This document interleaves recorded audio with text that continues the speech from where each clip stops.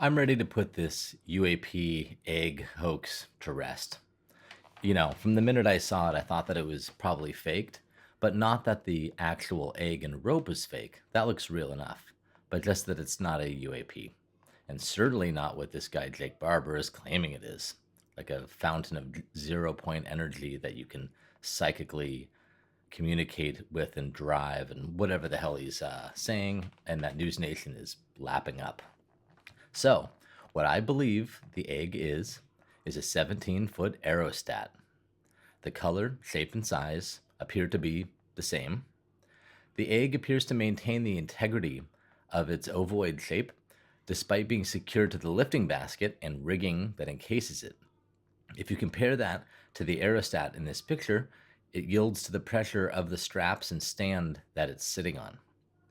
So, as far as techniques used to lift this egg, assuming that the egg wasn't equipped with pick points above its center of gravity, that would be convenient, the first step would be to secure the egg with something that does have pick points. It looks like they used a large rectangular wide lifting strap, probably made of nylon, wrapped around the egg and tied to itself so the egg can't move around inside it. They would also have to remove any slack from the string and probably do that with a turnbuckle or come along. So, it's reasonable to assume that if this technique was used on an aerostat, the shell would deflect anywhere that the rigging came in contact with it, similar to what happens when an aerostat is on a truck, like this photo.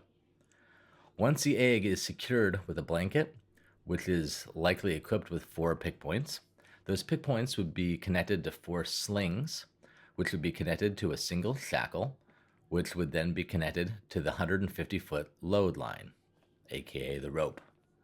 For reference, you can see the slings right here. This configuration would keep it from tipping back and forth, but it won't keep it from spinning around the cable. Assuming that there is a ground crew somewhere nearby, why aren't they trying to stop it from rolling over? I mean, if this is hypersensitive intergalactic material, you want to be careful, right? They don't seem to care. Why would they not put blocking on the ground to limit the amount that it can roll? I suspect that they knew it was going to roll because of how they connected it to the blanket in the beginning. In an egg, the center of gravity isn't in the dead center, so it would always roll to the heavy side.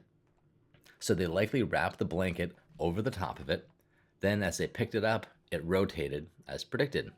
It would still be top heavy, but the 4 slings would prevent it from righting itself. Also notice the cable is moving a ton while the egg is staying steady and smooth. This is what you would see if the cable was attached to something heavy. If it was a light object, it would just go wherever the cable was leading it, right? We're not seeing that here. Based on the B-roll footage that News Nation used when Barber was talking about the range and the way the rocky soil appears, this looks like the American Southwest. The ground looks very solid and rocky, which backs us up.